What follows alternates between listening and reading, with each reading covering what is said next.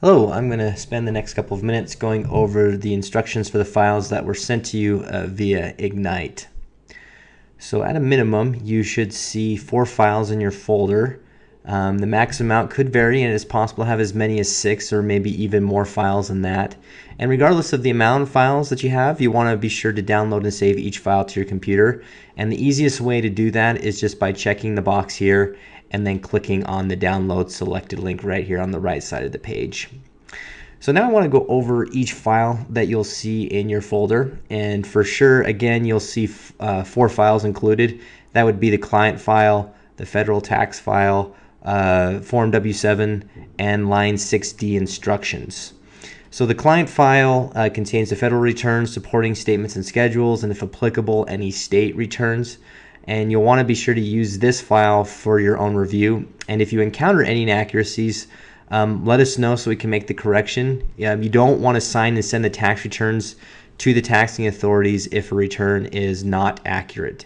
So we will need to update the return for you, and then we'll send you some new files that you can send. So also make sure you keep a copy of this file for your records. The federal tax file is the return you'll need to print, sign, and mail to the IRS. And I want to go over 2 pages of this file. It would be the instruction page and the signature page. So the instruction page will be the very first page of the federal file. Here's where you'll find the due date, forms to be filed, address to mail the file, any payment or refund due, and the transaction method. And the transaction method will just give you instructions of how to pay any balance due if you owe, how you will receive a refund if a refund is due to you, and notify you that no payment or refund is due if neither apply. If you do want to pay by check or money order, a voucher will be included as part of your file. So here's the second page of Form 1040NR.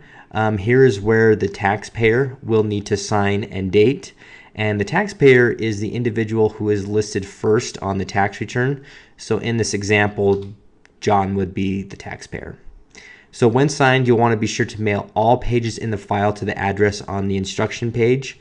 And please continue to watch for further instructions on additional forms that are included in your folder that will need to be mailed along with this federal return. So Form W-7 is an application to receive an identification number from the IRS. This form will also need to be sent along with the federal tax file. So here's what Form W-7 looks like, and here's where you'll need to sign, date, and write in your phone number. If both you and your spouse are applying for an ITIN, there should be a form for each individual. So you may also notice that line 6D is incomplete, and the reason for that is that you will actually need to send documentation along with this form and the federal tax file that will verify your identity. You will also need to complete this section based on which documentation you choose to verify your identity.